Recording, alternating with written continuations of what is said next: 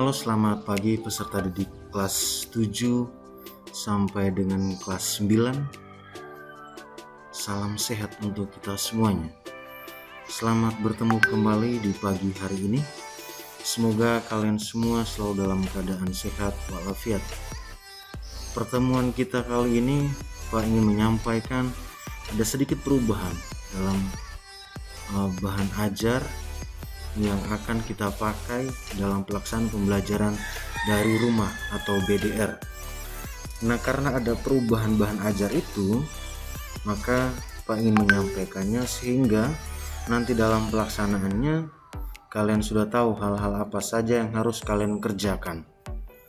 Nah, oke, baik, dan semuanya untuk kelas 7 sampai dengan kelas 9 menggunakan model bahan ajar yang sama. Nanti untuk materinya disesuaikan dengan kelasnya masing-masing. Oke, jadi kita lihat bersama untuk bahan ajarnya.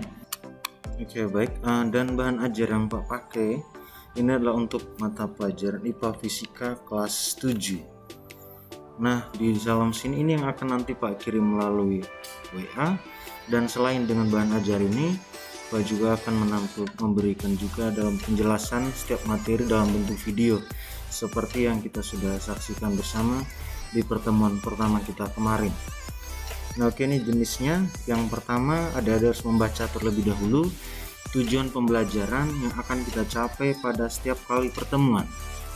Nah, ini untuk kelas 7 di pertemuan pertama nanti kita akan berbicara tentang objek IPA dan pengamatannya. Dan submateri yang akan saya pakai, yang akan kita belajar pertama kali, yaitu tentang keterampilan proses sains dalam pembelajaran IPA. Yang kedua bicara soal objek kajian IPA, dan yang ketiga bicara soal pengukuran. Nah, dari submateri tersebut ada beberapa tujuan yang harus dicapai.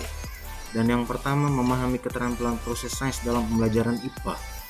Yang kedua memahami objek kajian IPA, dan yang ketiga adalah memahami konsep pengukuran, besaran, dan satuan.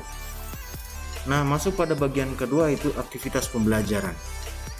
Jadi di sini kalian diharapkan untuk bisa membaca materi yang tersaji pada bagian ini.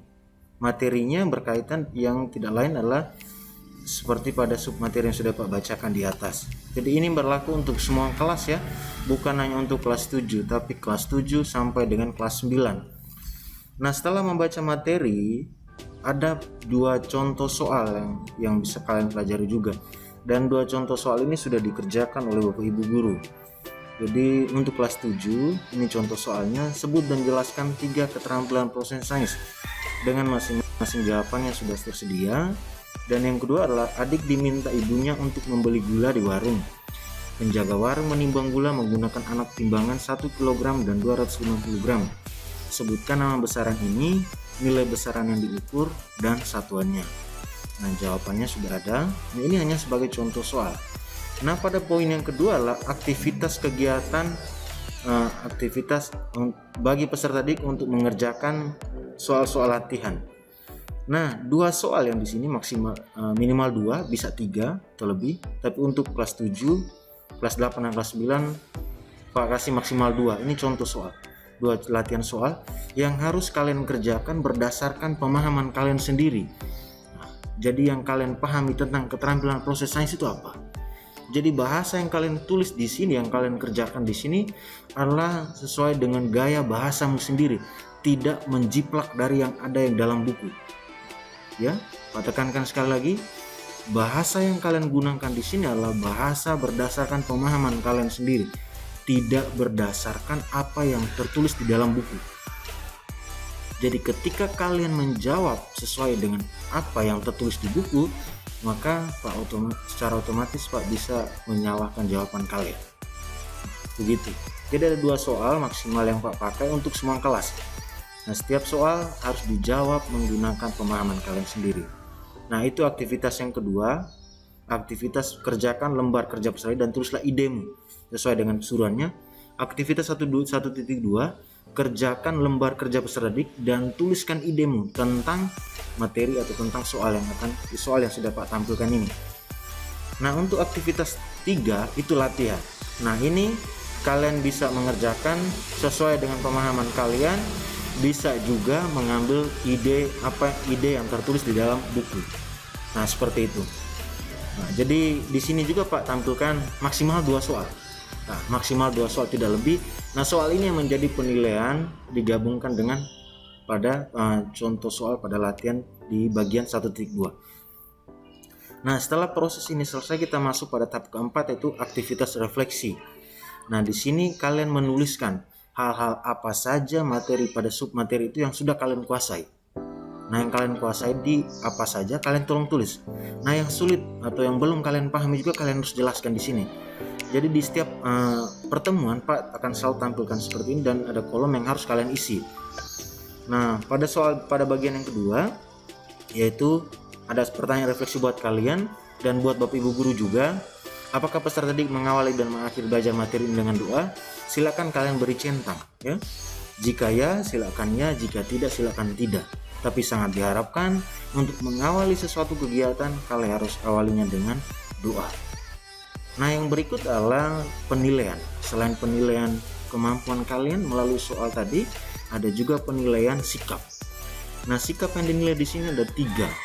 Yang pertama itu kejujuran dengan indikatornya. Yang pertama adalah mengerjakan tugas secara mandiri, tidak menjiplak pekerjaan dari teman. Jadi ketika yang kalian kumpulkan nanti itu merupakan hasil jiplakan dari teman, hasil contek dari teman, maka nilai sikap kalian bisa juga Pak tulis kurang atau cukup dan lain sebagainya, tergantung dari kejujuran kalian dalam menjawab soal. Dan yang poin sikap yang berikut adalah tentang disiplin. Nah, ini sangat penting sekali, ya. Disiplin itu harus dijadikan sebagai nafas kehidupan buat kalian. Disiplin itu penting. Dan di sini untuk kalian sangat diharapkan untuk mengumpulkan tugas tepat waktu, atau dan poin yang kedua adalah mengingat kondisi kita masih belum pulih, maka dimanapun kalian berada, tolong untuk menggunakan masker dan selalu mematuhi protokol kesehatan. Ini poin yang sangat penting untuk kita praktekkan bersama sehingga kita bisa kembali dalam situasi normal dan kita segera bertemu di lingkungan sekolah. Dan poin yang ketiga adalah tentang tanggung jawab. Jadi tanggung jawab di sini dinilai dari kelengkapan kalian mengerjakan tugas, dan mampu menjawab setiap soal-soal yang sudah diberikan oleh Bapak Ibu guru. Jadi itu 3 sikap yang dinilai untuk satu semester ke depan. Dan mungkin juga 3 sikap yang sama akan dipakai untuk penilaian di semester berikutnya. Jadi itu terkait dengan bahan ajar yang akan kita pakai selama 1 semester atau selama masa BDR ini, karena ada pembaruan sehingga Pak harus menjelaskan terlebih dahulu sebelum kita bertemu kembali dalam kegiatan belajar mengajar di hari Sabtu jam 8 pagi sampai dengan jam 9.30. Oke, baik, mungkin hanya itu saja. Jika ada yang masih kurang jelas, silakan japri langsung ke kontak Pak atau bisa bertanya melalui WhatsApp grup mata pelajaran. Selamat pagi dan salam sehat buat kita semuanya.